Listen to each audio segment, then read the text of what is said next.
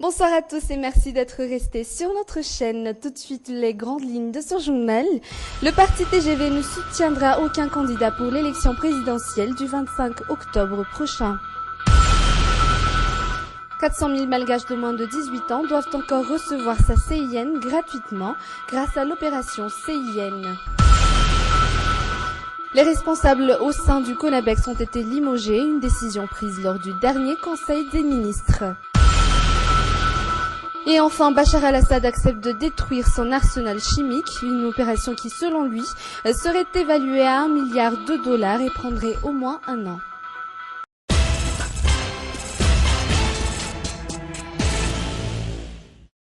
Le cinéma 5D débarque à Madagascar, une grande première. La nouvelle devra ravir les amateurs de cinéma et de sensations fortes. À partir de ce samedi, ils pourront regarder des films en 5D dans les locaux du cinéma extrême 5D. Antan Mena, Muriel et Usanel nous font découvrir cette nouveauté dans ce reportage. Un tout nouveau moyen de se divertir, désormais entré dans le monde du virtuel et faisable à Madagascar, le cinéma 5D est maintenant accessible.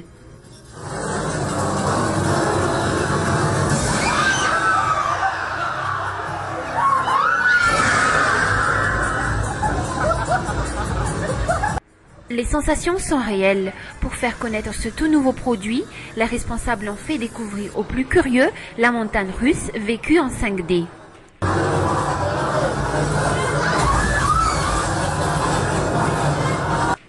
Crier est permis, chacun peut ressentir les mêmes vibrations réelles, les mouvements ainsi que les diverses projections, le vent qui souffle, les gouttes d'eau pendant la traversée des diverses cascades.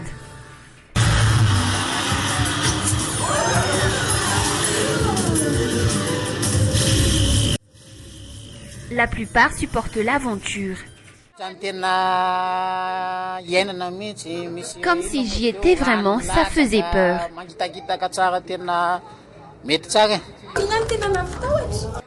J'avais surtout peur des gros insectes qui se jetaient sur nous. Et j'avais également peur là où il n'y avait plus de rails et qu'il fallait sauter. Moi, j'avais surtout peur des araignées.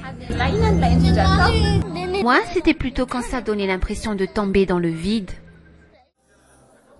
Ce tout nouveau divertissement est bel et bien dans nos murs et le rêve devient réalité, découvrir la 5e dimension.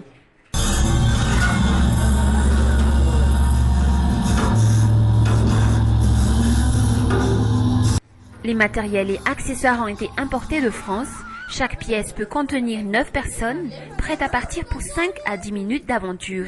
Les consignes de sécurité sont de mise, comme le port de ces lunettes spéciales pour mieux voir le paysage et les obstacles, mais également pour protéger les yeux.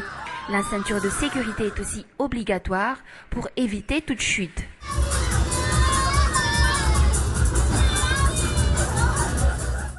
« 51,17% des districts se verront recevoir les privilèges apportés par l'opération carte d'identité nationale. La partie sud de l'île est en tête de liste. L'opération débutera la semaine prochaine.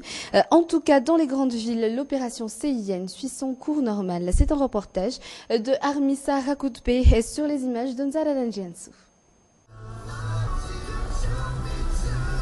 778 785 personnes de la population malgache âgées de moins de 18 ans ont reçu gratuitement leur CIN du 8 au 17 août dernier durant l'opération CIN.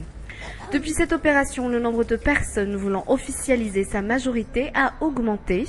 Ils sont 150 par jour du lundi au jeudi à se bousculer dans le premier arrondissement d'Antananarivo. Mais malgré ce nombre très élevé, ceux qui veulent obtenir leur CIN pour la première fois ou bien la dupliquer sont satisfaits du service.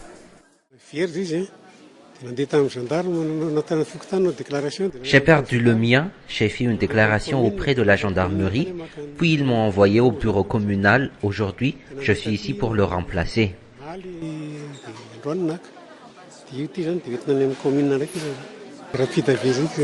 1,5 milliard d'arias est nécessaire pour mener à bout cette opération, un budget qui servira à la logistique du matériel informatique et toutes sortes de papiers. Pour le district, il n'y a plus à s'en faire de ce côté.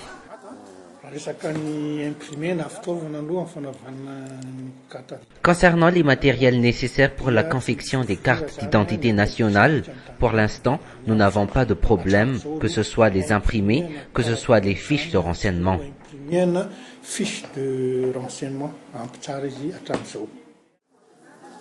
Toutefois, ce n'est pas le cas dans tous les districts de la Grande Île. Certains prennent du retard et figurent donc parmi les priorités. Ils sont 43 districts à être concernés. 488 millions d'ariars, c'est le budget alloué par le gouvernement à cet effet. 43 districts seront concernés par cette opération spéciale. La plupart sont dans la région Antimoindjevan, Atimotsnanan et Vadvafitvunan. 400 000 Malgaches de moins de 18 ans sont encore parmi ceux qui doivent encore recevoir leur CIN durant cette opération pour être fin prêts aux prochaines élections.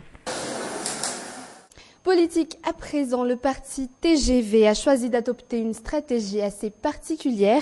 Ils ne soutiendront aucun candidat lors de l'élection présidentielle du 25 octobre prochain. Une des décisions prises lors du congrès extraordinaire qui s'est tenu ce jour. Le parti est pourtant prêt pour les élections législatives. C'est un reportage de Marna Twinjav sur les images de Mampiun Ravalsan. Qui des candidats Erazon Armampian et Edgar Azafjava auront le soutien du Tanura Malagasvun. Le parti fondé par Anji Radzuena se veut être très prudent dans sa prise de décision.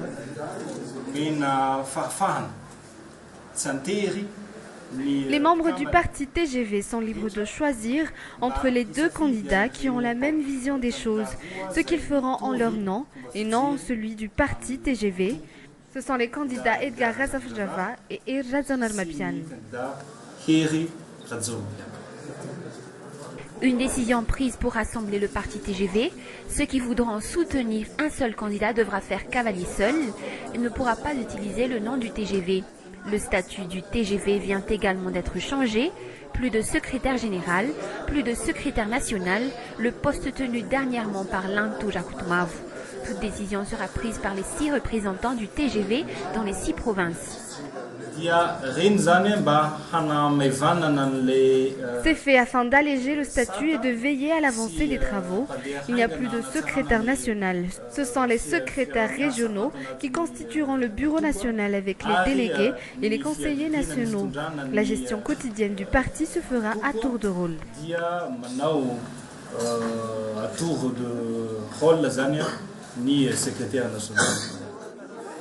Le TGV vise loin. Ce parti commence déjà les prospections des futurs candidats aux législatives.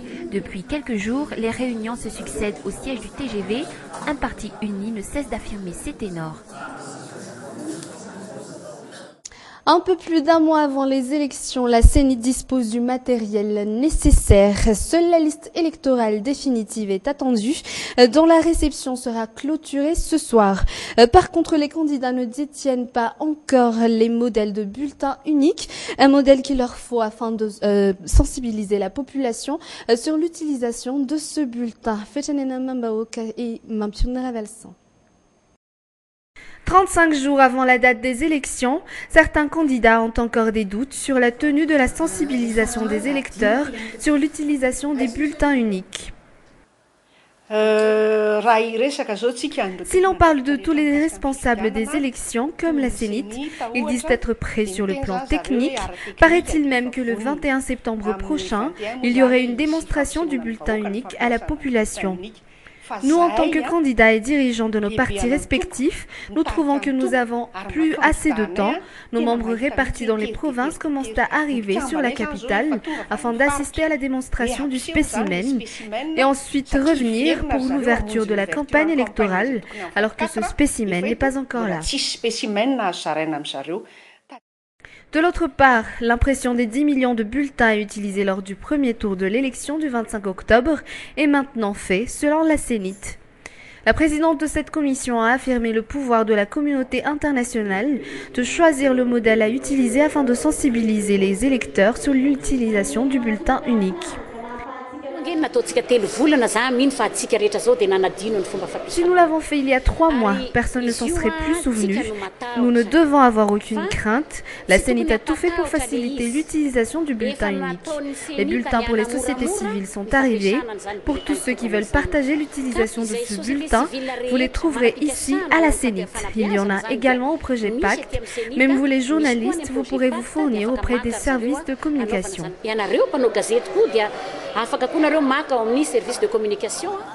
Le samedi 21 septembre prochain, la CENIT donnera rendez-vous aux électeurs au Coliseum Antsuzumbe lors de l'ouverture de la sensibilisation des électeurs, autant sur les élections que sur l'utilisation du bulletin unique.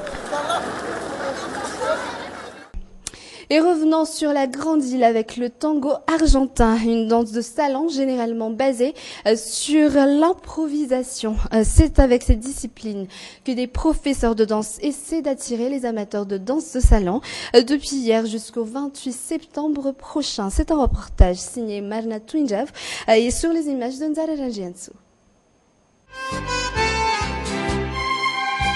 Le tango, un mot qui fait de suite penser à ce genre de danse.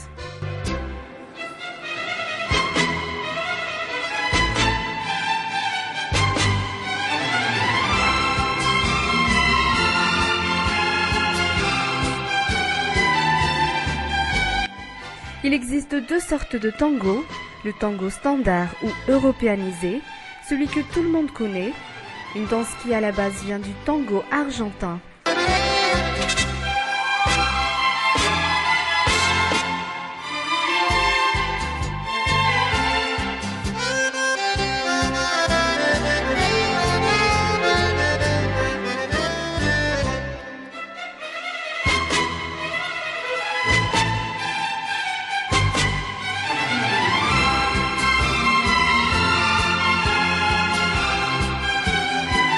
Qu'est-ce qui pourrait donc différencier ces 2 sortes de tango? En fait, le tango argentin ne se base que sur de l'improvisation. Aucun des partenaires ne peut savoir ce qui peut se passer. Ils inventent les pas selon l'inspiration qui vient avec la musique. Ce couple a comme tant d'autres été attiré par le tango. Cela fait 1 an qu'ils suivent un cours de tango, ce qui ne les a pas empêchés de suivre cette formation. Nous voulons perfectionner notre tango parce que cette danse est en vogue en ce moment. Dans le tango argentin, il y a plus de sociabilité, les pas sont très précis, c'est pour cela qu'on aime le tango argentin. Les initiateurs de l'événement ont affirmé que le tango argentin, l'ancêtre du tango, est encore inconnu aux yeux de tous, raison pour laquelle ils ont donné une formation depuis l'année 2007. Pour cette année, la formation a débuté hier, dans laquelle on retrouvera des professeurs venant directement de France et ne se terminera que le 28 septembre prochain.